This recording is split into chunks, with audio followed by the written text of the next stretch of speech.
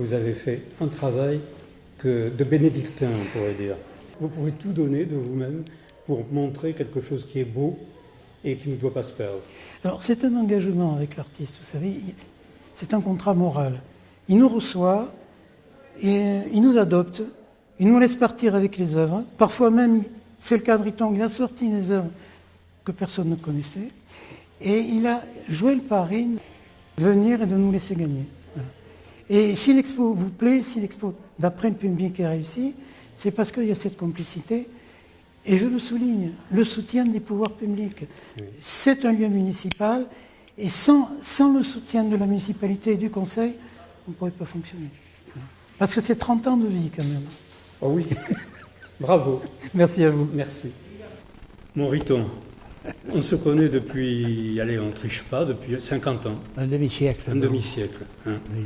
Alors, de te recevoir ici, à Villeneuve-Tolosane, dans cette galerie magnifique, avec un nombre incalculable de tes œuvres, c'est un émerveillement. Alors, je suis très, très, très touché de regarder ce que tu fais parce que je n'arrive pas à comprendre comment une seule vie peut produire de telles choses, de choses tellement magnifiques, tellement belles, tellement sensibles. Quel est ton secret ?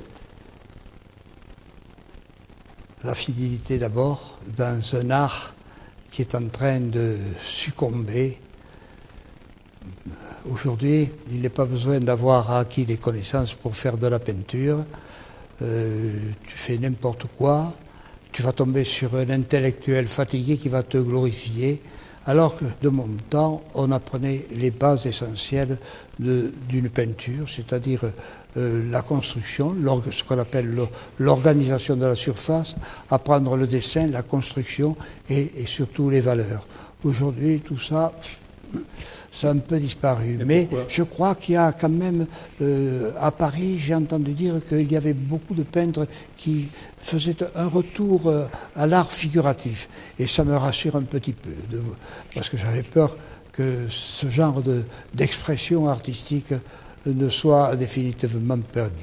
Définitivement perdu. À ce point. À ce point, oui. Et qu'est-ce qui t'émeut le plus dans tout ce que tu as vu, dans tout ce que tu as essayé de transmettre? Non, mais moi, je suis surtout un paysagiste. Je ne sais pas pourquoi, parce que j'aime la nature, j'aime ce qu'a fait la main de l'homme sur des villages extraordinaires de mes Pyrénées, de mon Ariège. Mais j'ai promené néanmoins mon pinceau un petit peu partout. J'ai peint à l'Espagne, j'ai peint à l'Andorre dans les années 50, à l'époque où l'Andorre... À Venise? À Venise, bien sûr, la Sérénissime. J'ai même une aquarelle chez le maire de Venise.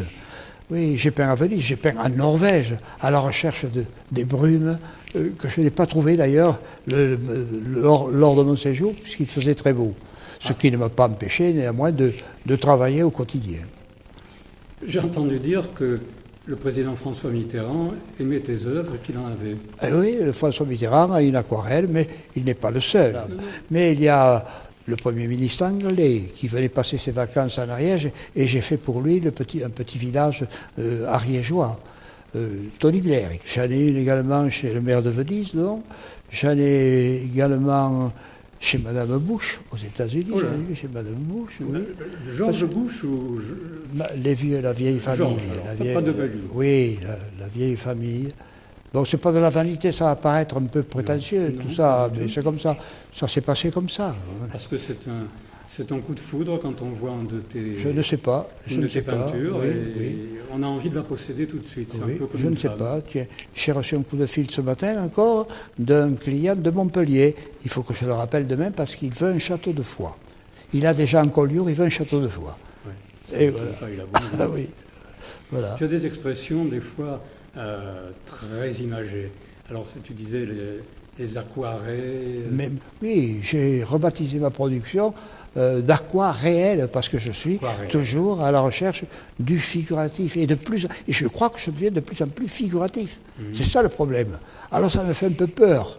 Mais il y a une remarque que je me fais personnellement. Dans tes œuvres, on voit la nature, mais on ne voit pas d'être humain. Non. Pourquoi ? Mais j'ai eu quand même fait des personnages dans le temps. J'ai fait des peintures à l'huile avec des personnages, j'ai fait des portraits. Je ne sais pas. C'est Pierre Loubens avait écrit un petit paragraphe sur ma peinture en disant justement il n'y a pas de personnage, mais on y sent la quasi-permanence de l'être humain dans ces paysages aériens. Ce texte est dans la préface de ton livre. C'est possible, oui. Ariton, les grandes rencontres que tu as faites dans le milieu de la peinture, ça fait rêver n'importe quel artiste. Mais bien sûr, oui. Dis-nous les noms, Oui, moi je n'ose pas. J'ai rencontré pas mal d'artistes, mais celui que j'ai rencontré qui m'a le plus étonné et frappé, c'est quand même Salvador Dali, puisque j'ai peint pendant des années à Port-Liégat, devant la porte de Dali, alors qu'il venait d'acheter cette petite maison des pêcheurs. Et un jour, Dali s'est approché de moi. Je peignais avec un ami qui s'appelle Martinez Lozano, qui est mort il y a très peu de temps, et qui a créé le musée de l'aquarelle à Lianza. Et ce Martinez Lozano était un type extraordinaire, et était très proche de Salvador Dali. Donc Salvador Dali est venu nous voir, je peignais, il m'a dit « Commence par peindre et dessiner comme les anciens, après tu feras ce que tu voudras, tu seras toujours respecté. » Belle sentence. Oui. Beau compliment. Un bon compliment, voilà. Bon, il y a la peinture, mais tu as eu une vie triple, multiple, quintuple, parce que tu as fait, dans ta vie, tu as eu diverses vies. Bien sûr. Alors, tu as eu le journalisme aussi. Des pionniers de l'ORTF. De l'ORTF. Oui.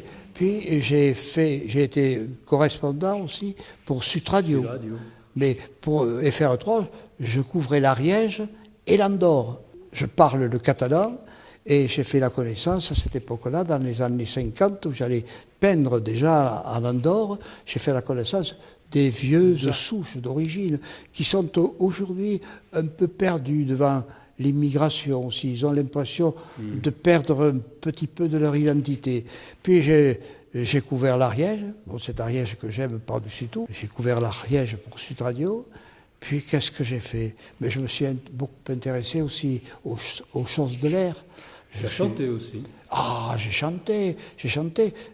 Quand je travaillais à la préfecture, j'étais téléphoniste, et le standard téléphoniste était mon atelier de peintre, avec la bénédiction, bien sûr, de tous les préfets qui se sont succédés et qui même, lorsqu'ils avaient des invités ou des personnalités, qu'ils recevaient des personnalités, venaient visiter le standard téléphonique, qui était garni de peinture. Mais ça ne se ferait plus aujourd'hui, ce genre de truc. Et puis là, j'ai rencontré Louis Amade. Louis Amade, qui était le parolier de Gilbert Bécaud, et qui a écrit sa première chanson, il l'a écrite pour moi. Elle s'appelait Sur les bancs de la fac, et la musique était, si j'ai bonne souvenance, de José Lucchesi. Et Louis Amade m'a demandé de le suivre à Paris, etc. Moi, j'étais à Foix, j'aimais mes montagnes, donc je n'ai jamais pu partir à Paris. Christian Bernadac aussi, qui était le patron de la première chaîne, j'ai travaillé pour eux de temps en temps. Christian voulait que j'aille à Paris aussi. Moi, privé de mes montagnes, je meurs. Écoute-moi.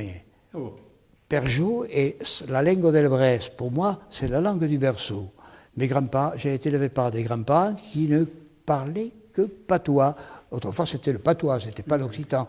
J'estime que le terme occitan, déjà, ne me plaît pas beaucoup, parce que c'est un néologisme. Occitan n'a jamais existé.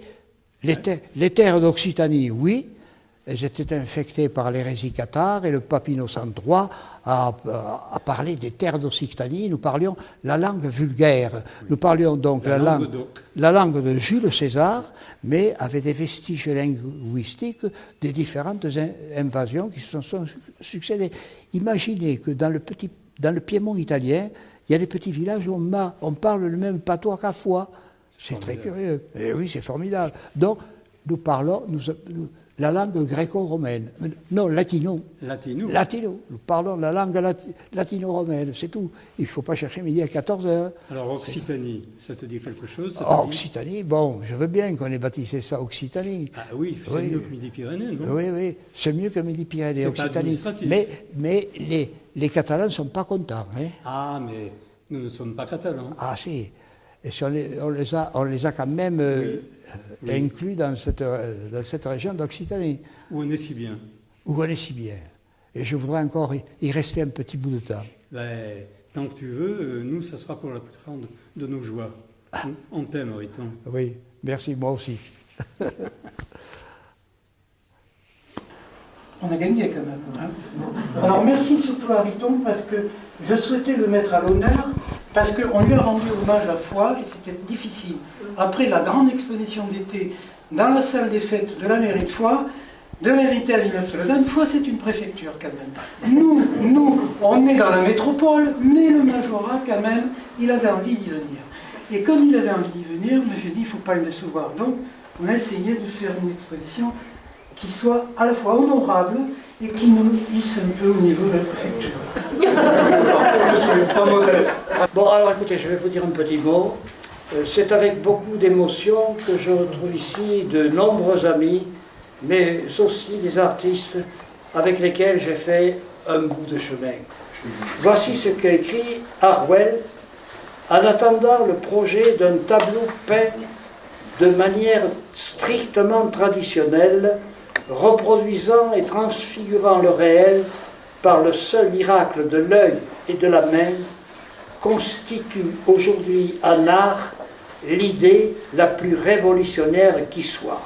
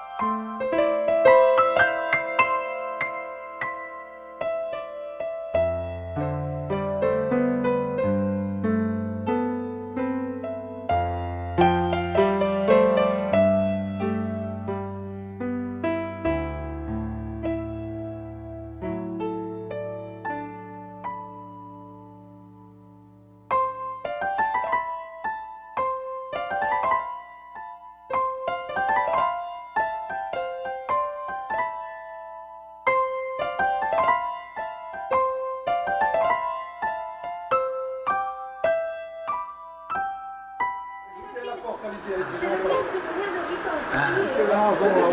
Pourquoi avec ce film là? Eh bien regardez, film. On y va. Vas-y. Ah bon, allez, vous sortiez. Ah bon, d'accord. Les autres. Allez, oui. D'accord, d'accord. Allez, on y va.